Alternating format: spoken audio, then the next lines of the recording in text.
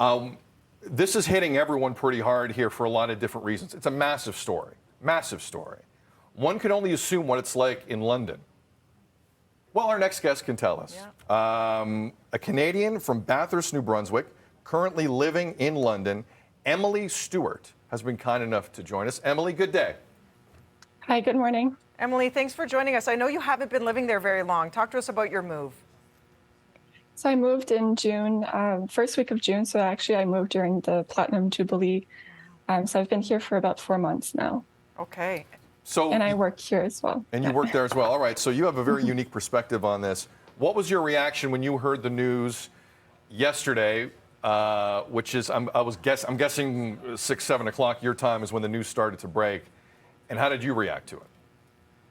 So I was actually on the tube when the news broke out. So I didn't really know, since we don't have service, or I don't have service in the tube since it's in the underground. So I only found out about 15 minutes later.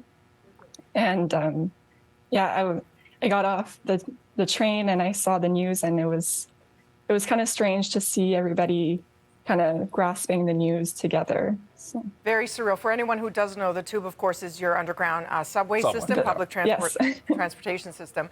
So what happened afterwards? Because, you know, did you turn to your phone? Did you call your coworkers? Did you turn on the news? I know you did actually go to Buckingham Palace. What was the mood there like? Because I'll tell you, you're very young.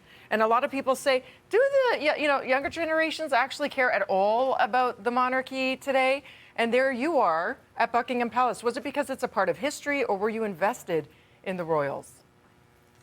So the first thing that I did when I got off the tube was I checked Twitter to see, because I knew that her health was kind of, her health wasn't the greatest. So I checked Twitter, and then I saw that she had passed. So I turned on the BBC to see on the radio.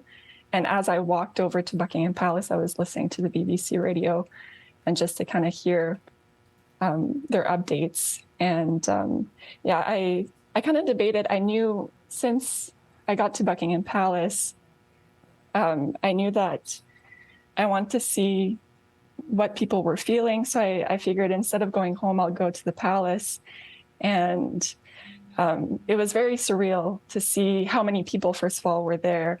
And I made my way up to the gates, and people were crying at the gates, putting flowers, and kind of commemorating the Queen's memory. People were raising a glass for her.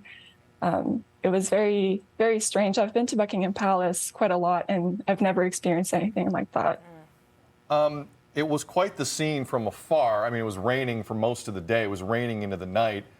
People showing up in droves with flowers, kids, families, every type of person in society you can think of. While you were standing there, Emilie, what were you thinking?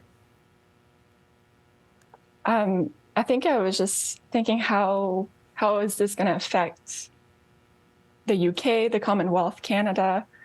She's been the Queen for my entire life, but also my parents' entire lives. She's been Queen for 70 years. So just thinking, well, when I was listening to the radio, the first thing that they said was, the King will speak shortly. And when they said the King, I was kind of taken aback, because, I mean, we've just had a Queen my entire life. So it was very strange to hear that the King will soon address the nation. The same sentiments have been echoed over and over in all of the clips we've been seeing on live coverage. To your point, said all ages, from little wee ones who said, you know, we've only known about the Queen. This was a whole new thing, a whole new way of addressing the monarchy. So thank you for taking time for us today, because she was a constant, she was reassuring, and now we're ushering in a whole new era. So thank you for sharing some of your experiences in London. Thank you so much, Emilie, and love to your family in New Brunswick. Oh, yes. Thank you for having me.